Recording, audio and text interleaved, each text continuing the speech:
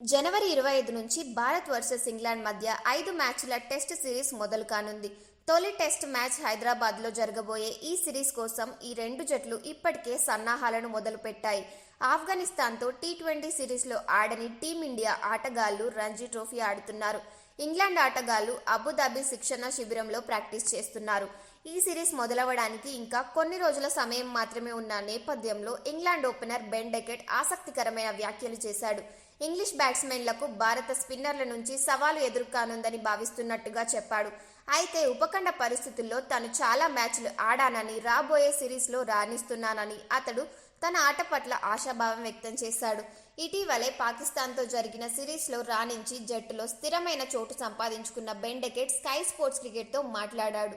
గత కొన్నేళ్లుగా క్రికెట్లో చాలా నేర్చుకున్నానని, బ్యాట్స్మెన్గా పరిణితి చెందానని డెకెట్ చెప్పాడు. టీమిండియా బౌలర్లు ఎలాంటి బంతులు సంధించినా సమర్థవంతంగా ఎదుర్కొంటానని ధీమా వ్యక్తం చేశాడు. ఉపఖండ పిచ్లపై బ్యాటింగ్ చేసిన అనుభవం తనకు కలిసొస్తుందని ఆశాభావం వ్యక్తం చేశాడు. అశ్విన్ లాంటి తెలివిగల వ్యక్తి తనపై పైచేయి సాధించగలడని డకెట్ పేర్కొన్నాడు. అశ్విన్ బౌలింగ్లో ఇబ్బందులు ఎదుర్కొన్న లెఫ్ట్ హ్యాండ్ బ్యాట్స్మెన్ను తనొక్కడినే కాదని, అతను చాలా బాగా బౌలింగ్ చేయగలడని అన్నాడు.